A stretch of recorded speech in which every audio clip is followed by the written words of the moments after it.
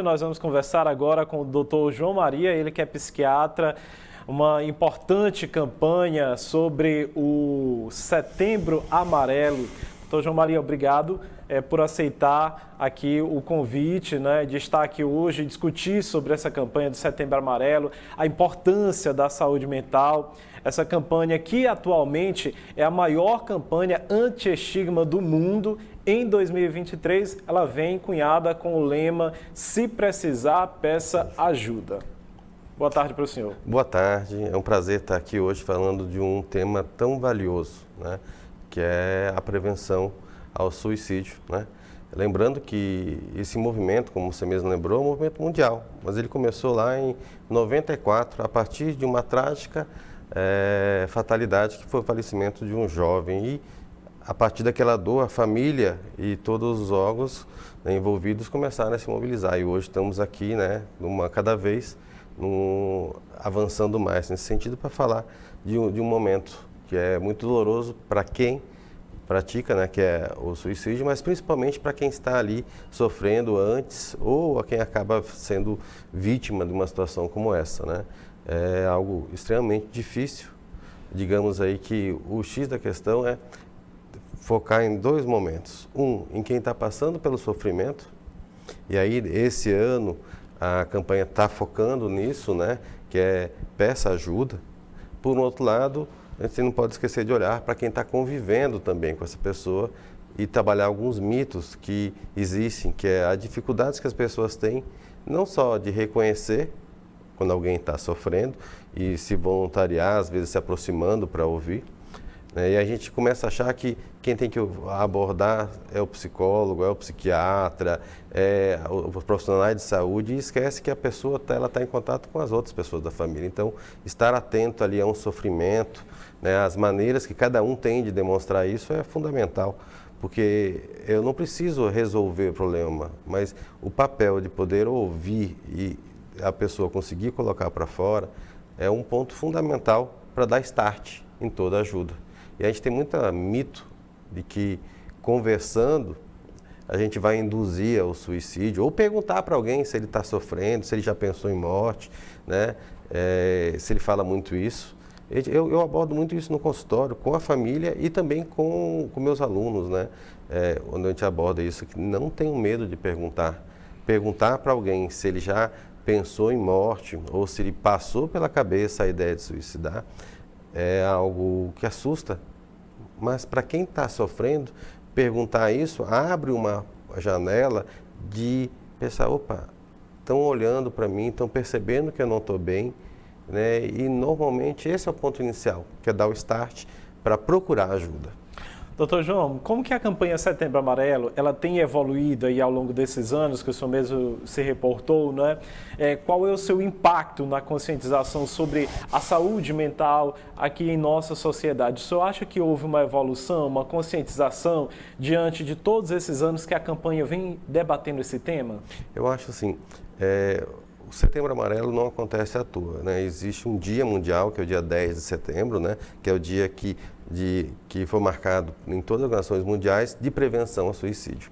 Então, desde que começou, há pouco tempo, vão fazer 8 anos, que tem se crescido mais esse movimento dentro do Brasil, a gente tem visto uma adesão muito grande, tanto de sociedades organizadas e sociedades não organizadas, de discutir esse tema, porque realmente ele é algo muito valioso para todo mundo, que é a vida, Quando a gente fala de suicídio, a gente está falando do outro polo, que é a ausência da vida, Então, isso leva a uma discussão muito grande e tem crescido cada vez mais. Então, eu acho que quando a gente começa a discutir sobre isso, esse é o start inicial, porque a gente não tem que falar de prevenção ao suicídio só em setembro. Eu acho que esse é o mês que lembra isso, E eu acho que essas datas simbólicas, elas promovem essa discussão. Servem para demarcar. Exatamente, mas a gente tem que lembrar que isso tem que estar presente todos os dias, Um dos principais focos dessa campanha Setembro Amarelo é justamente combater aí esse estigma em torno das questões da saúde mental. Como que o estigma afeta as pessoas que enfrentam esses problemas de saúde mental e como que nós podemos fazer para reduzi-los? Certo. Eu acho assim, como eu falei, tem dois focos principais. Um é em quem está passando pelo sofrimento e o outro é em quem está observando. Quem está observando, que é a maior parte das pessoas nesse momento, né? Estar atento ali naquela pessoa que mudou o comportamento, está mais reclusa, né? Começou a diminuir a interação social, começou a ter uma ausência onde ele estava muito presente, ou então as pessoas que convivem percebem quando alguém está diferente. É raro, apesar de todo mundo dizer, nossa, ninguém pensava convivendo distante. Mas quem convive perto sabe que a pessoa não está bem, tem indícios. Então a ideia é que para quem convive é perceber esses indícios, não do suicídio, mas do sofrimento, né? Por outro lado, quem está passando é que vive muito esse estigma, né? Hoje ainda existe uma considerável parcela da população que acha que o sofrimento, demonstrar o sofrimento é uma falha de caráter, né? E a gente sabe que não é isso, né? A nossa vida moderna trouxe muitas mudanças, em especial uma exposição muito grande, né, a situações que muitas vezes nós não fomos preparados para lidar, né? As mídias sociais têm um poder muito grande, mas também tem um poder negativo de exposição muito grande. Então tudo isso aí leva a uma discussão e muitas vezes a uma dificuldade de se expor ou de se expressar. E o preconceito entra aí, né? Eu penso muito no que o outro vai achar se eu dividir a minha dificuldade, se eu trouxer o quanto está sendo difícil para mim, né? E tem aquele ditado antigo, a grama do vizinho sempre parece mais verde. Na realidade, não existe uma pessoa que esteja isenta de passar por uma situação. A gente tem a estimativa de que todo mundo passa por momentos de tristeza, às vezes tristezas muito mais intensas, né? E esses pensamentos mais extremos passam pela cabeça de todo mundo, mas em menor intensidade. Mas eles ficam em quem está sofrendo, em quem está passando muitas vezes não só por um transtorno. E a gente acha que o transtorno mental é o ponto. Não necessariamente é somente ele que está presente. Muitas pessoas que até cometem ou tentam suicídio não têm nenhum transtorno mental. Apenas estão passando por situações onde eles não estão vendo perspectivas de melhora. Então, essa restrição da perspectiva de melhora ou de ver uma possibilidade de saída, muitas vezes é o ponto crivo aí que leva ao sofrimento. Então, o preconceito, eu entendo que é um desconhecimento, né? Muitas vezes por crenças infundadas, né? Hoje nós estamos vivendo num mundo onde a gente tem acesso. Infundadas e limitantes, né? Que limitam aí uma certa consciência de quem está convivendo próximo em saber lidar com aquela pessoa que está em sofrimento. E aí, doutor, é importante esse lema, não é, que ele diz assim, se precisar, peça ajuda, né? Porque é crucial que as pessoas saibam que também é seguro pedir ajuda, compartilhar, afinal de contas, todo mundo já passou por um problema, todo mundo já passou, ou várias pessoas, por uma separação, por um problema financeiro e encontraram soluções. Então, esse diálogo, essa conversa, ele é importante nesse sentido, esse pedir ajuda, né? Saber que ela não está ali sozinha naquele momento, é fundamental nesse processo de saída desse estado ali, daquele ambiente de sofrimento, não é isso? Sim, sim. Tanto a pessoa, né, ela dá o start, só que às vezes o grito, o pedido de ajuda, ele pode ser não entendido pelo quem está do outro lado. Tem várias formas de pedir ajuda. Ninguém vai pedir ajuda de uma maneira tão explícita, tipo, eu estou pensando em matar. Isso acontece, talvez num momento extremo, mas a pessoa pede ajuda de outra forma. Olha, eu não sei como lidar com isso.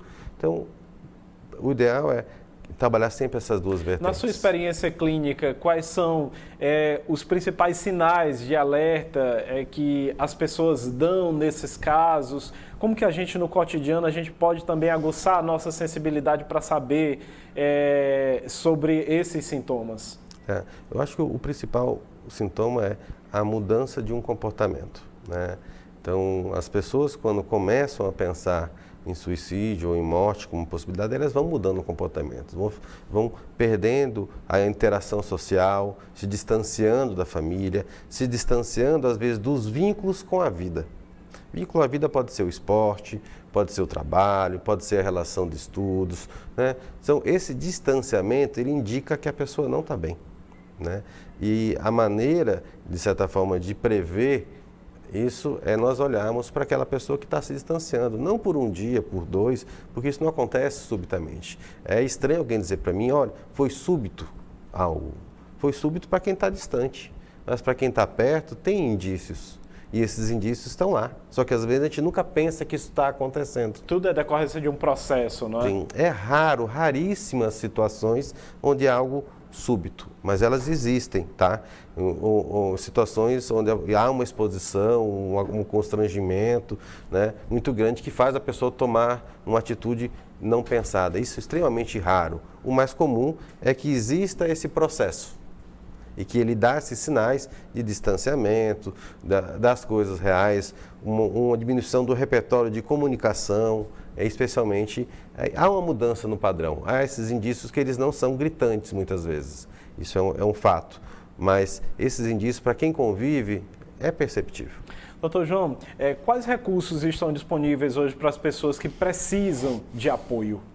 Assim, e aí vou me dirigir um pouco aos telespectadores que convivem, né? Porque muitas vezes quem está passando pelo sofrimento, exatamente pela redução do repertório, ele não consegue visualizar as saídas. Então, hoje nós temos o CVV, que é indiscutivelmente uma estrutura que tem tido contado com apoio social, muitas vezes insuficiente ainda, tá? Mas ele é um ponto de partida, mas hoje nós temos aí acesso dentro dos CRAS, do CAPS, nós temos, de certa forma, uma rede de apoio que já tem crescente, né? É lógico, ainda é insuficiente, a gente não pode deixar de contar isso, né? Mas os elementos, eles já estão presentes aí, desde na unidade básica de saúde, passando pelo pronto-socorro, ou através dos apoios de serviço social.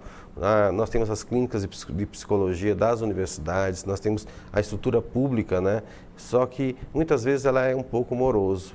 Quem está na urgência acaba tendo que procurar ou o CRAS, que é um pouco mais rápido, ou os CAPs, né, que tem essa possibilidade, ou os pronto-socorros, além propriamente do CVV, que é indiscutivelmente uma estrutura para quem está em sofrimento de muito mais fácil acesso.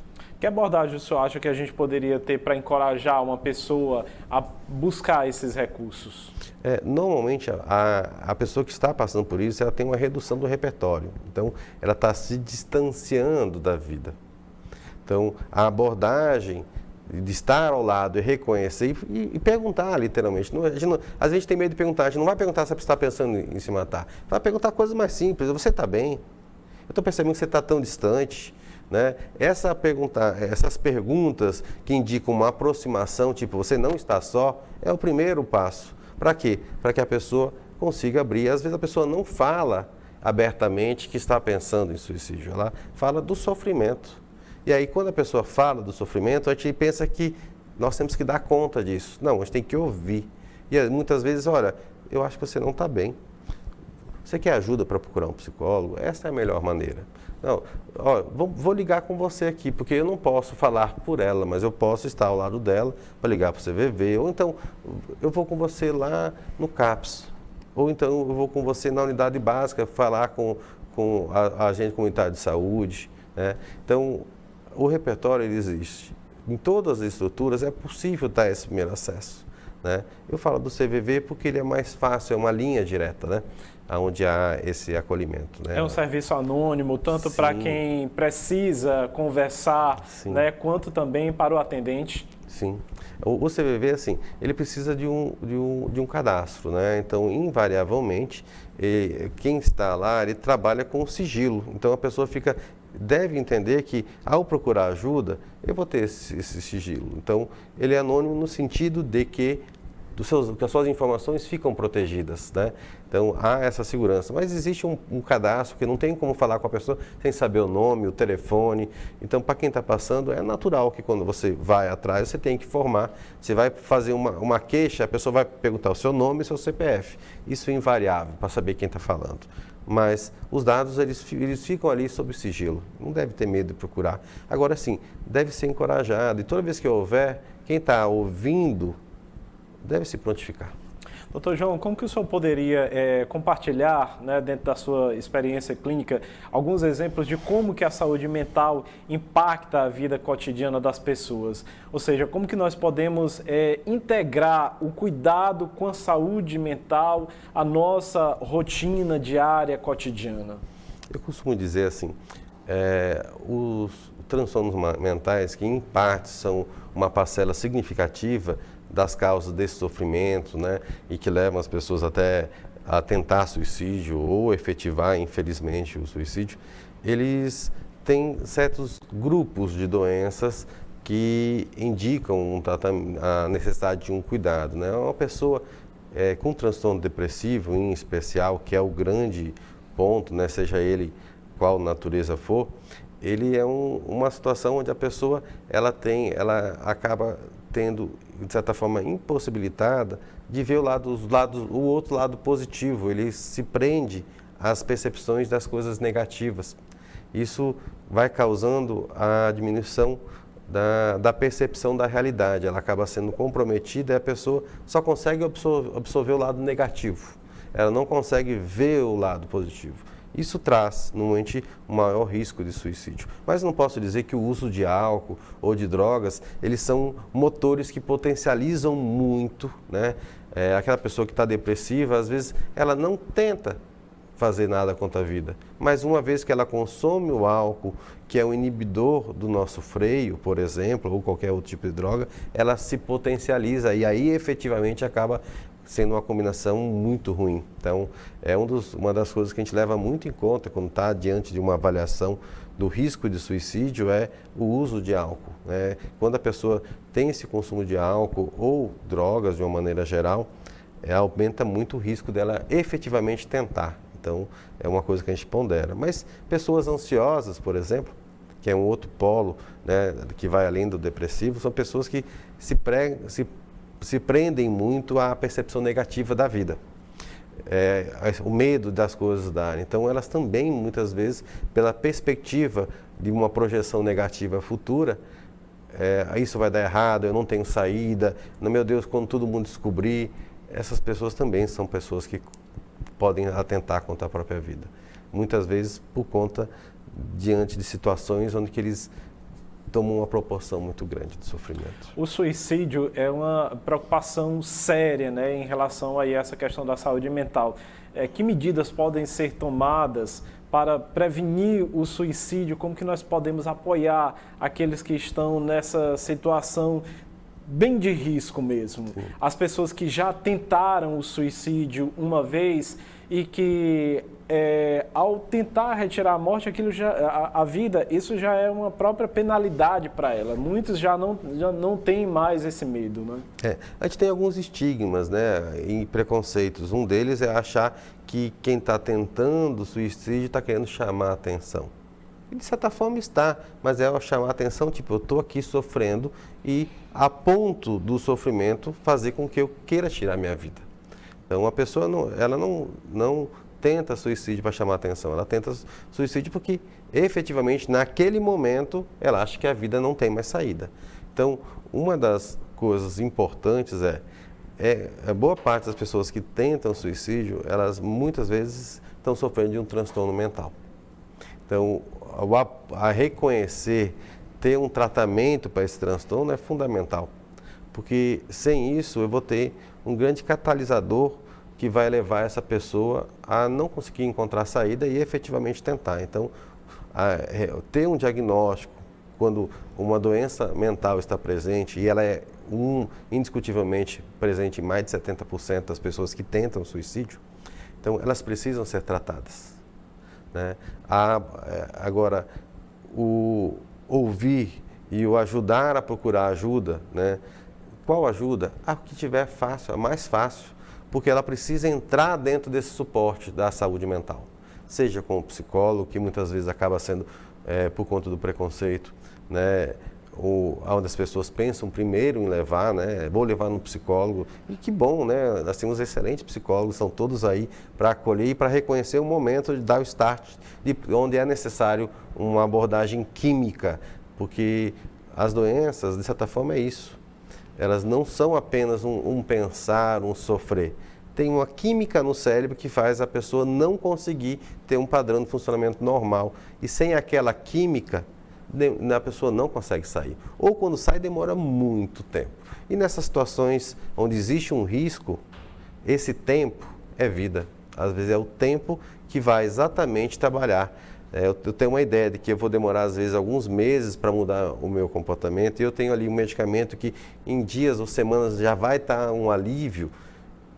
Isso faz diferença para quem está sofrendo. Então, existe uma certa urgência em reconhecer essas pessoas que precisam de uma abordagem ou outra. Na dúvida, leve ao primeiro profissional que você tem acesso. Até mesmo um médico num pronto-socorro, né, que não está lá como especialista, mas consegue dar essa abordagem, se é o que está disponível nesse momento.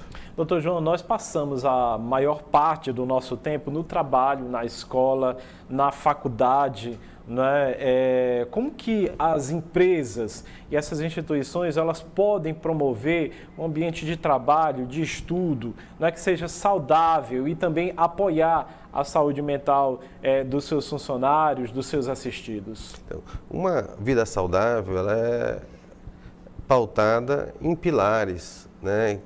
E isso é muito individual. Tem pessoas que dedicam a vida ao trabalho, outros a vida à família, mas ele precisa de pilares, não só. Então, um trabalho onde o ambiente de trabalho seja algo harmônico é fundamental. Você reconhecer, por exemplo, que um funcionário precisa ter a sua saúde garantida, garantindo a ele que ele seja estimulado a fazer atividade física, a ter momentos de lazer, em que o trabalho termine. E hoje, na vida moderna, a gente tem uma dificuldade muito grande, porque o celular vai para casa e muitas vezes o trabalho vai junto. Então, eu acho que durante a pandemia, onde nós tivemos um avanço e a possibilidade de crescer muito no sentido de pessoas poderem trabalhar mais em casa, mas também ficou mais gritante essa dificuldade de limitar até onde o trabalho deve estar em casa. Então, muitas vezes tem pessoas que têm dificuldade de ter essa limitação. Até quando eu preciso manter, eu tenho que reservar o meu tempo. Né? Isso talvez seja um grande dilema da vida moderna, que é até onde eu posso estar disponível para o trabalho e tenho que cuidar de mim. Então, isso ser algo institucional na empresa, né? Reconhecer esse trabalho, né? Reconhecer que o profissional tem que ter o tempo de descanso, o tempo para cuidar da saúde mental. O ócio é muito importante, a gente precisa do ócio para poder organizar a nossa mente.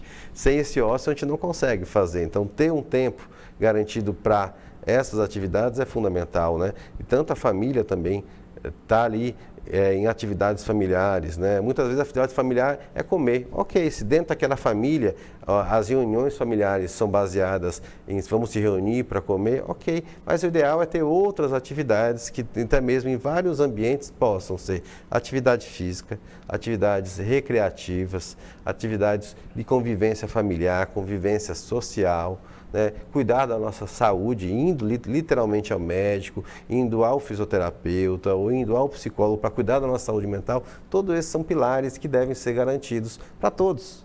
Então, onde cada um puder reconhecer a necessidade disso e estimular, né? Tem empresas que garantem o ambiente do momento do ócio, a pessoa tem que ter um momento de cochilo, às vezes, garantir esse momento do cochilo, garantir que, às vezes, uma noite bem dormida é necessário. Então, se eu posso esperar até amanhã, por que eu vou mandar uma solicitação agora à noite para o meu funcionário que vai passar a noite trabalhando, se ela pode ser resolvida amanhã de manhã? Nada daquilo, não deixe para amanhã o que você pode fazer hoje, ao contrário. É o contrário. Se é possível deixar para amanhã, deixa a pessoa descansar hoje, ela tendo dormido, ela vai ser mais produtiva amanhã. Doutor João, um tema super instigante, a gente passaria aqui horas conversando sobre isso. Obrigado pela oportunidade do diálogo com o senhor, pela sua palavra orientadora a todos os nossos telespectadores que já passaram por casos como esses, ou que lidam, ou que vão precisar, né, passar por situações análogas às que a gente comentou aqui nessa entrevista. Deixe sua mensagem, portanto, para esse início do Setembro Amarelo, né, e as orientações que o senhor achar ainda pertinentes dentro desse contexto. Ok. Eu queria convidar a todos, né, a tentar fazer o exercício de estar atento ao próximo, né?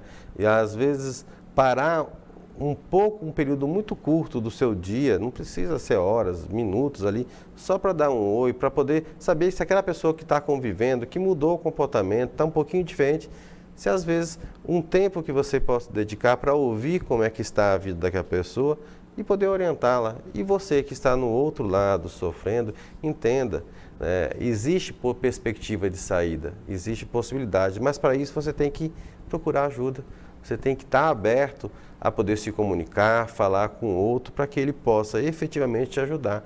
Ninguém sabe o que está acontecendo na cabeça de quem não fala. Então, por mais que eu esteja disponível para observar, se a pessoa não está disposta a falar, a gente não consegue evoluir. E o contrário também. Esteja atento a quem está do seu lado e esses comportamentos, essas mudanças de comportamento. É um momento, não só agora em setembro, o ano inteiro, né? Doutor João, um ótimo final de semana para o senhor e um bom trabalho também. Obrigado mais uma vez. Muito obrigado a todos.